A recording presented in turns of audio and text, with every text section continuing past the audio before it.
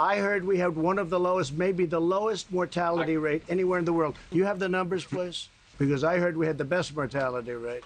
The case rate of similarly situated countries, as Dr. Burks points out, and this is Number one low mortality rate. I hope you show the scenario because it shows what fake news is all about. Okay, I don't think I'm fake news, but we'll put we'll put our stats on. You said we had the worst mortality rate in the world, and we have the best. All right, it's a little complicated, but bear with us. We went with numbers from Johns Hopkins University, which charted the mortality rate for 20 countries hit by the virus. The U.S. ranked 7th, better than the United Kingdom, but worse than Brazil and Russia. The White House went with this chart from the European CDC, which shows Italy and Spain doing worse, but countries like Brazil and South Korea doing better. Other countries doing better, like Russia, aren't included in the White House chart. Oh, you see?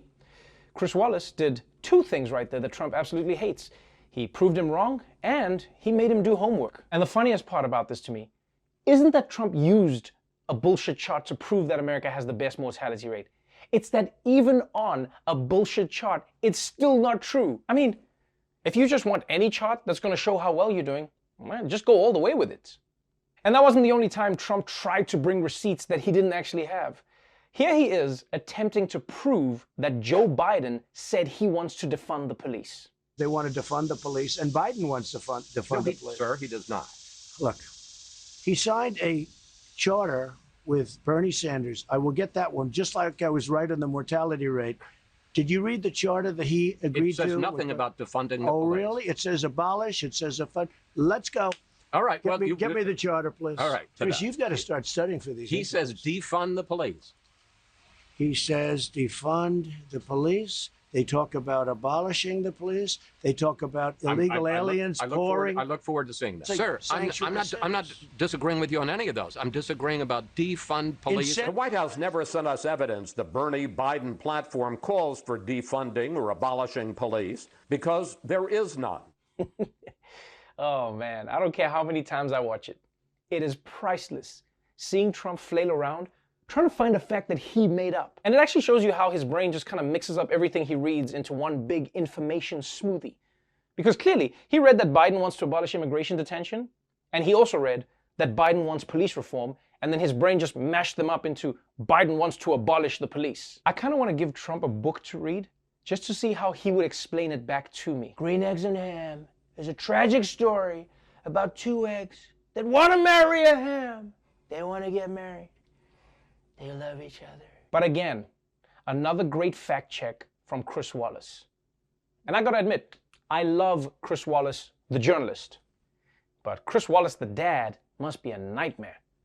His kids are probably coming home like, yeah, school is fine. You know, we just did a bunch of work. I just put my head down and worked. Well, actually, I have photo evidence here of you spending all day under the bleachers vaping while making out with Samantha. And honestly, it got to the point where Chris Wallace wasn't just fact-checking Trump, he was fact-shaming him. Because for years now, Trump has been bragging about what a good score he got on some cognitive ability test. And yesterday, Wallace flat out told Trump that his test score ain't shit. In the Fox poll, they asked people, who is more competent? Whose mind is sounder? Biden beats you in that. Well, I tell you what, let's take a test. Let's take a test right now. Let's go down. Joe and I will take a test. Let him take the same test that I took. Incidentally, I took the test too when I heard that you passed it. Yeah, how did you do it? Well, it's not the hardest test. No, but there's a picture and it says, what's that? And it's an elephant. No. You see, that's all misrepresentation. Well, that's what it was on the web. It's all misrepresentation. Because, yes, the first few questions are easy, but I'll bet you couldn't even answer the last 5 questions. I'll bet you couldn't. They get very hard, the last 5 questions. Well, one of them was count back from 100 by 7. And let me tell you, you couldn't answer. All right, what's the question? Many of the questions. I'd get you the test. I'd like to give it.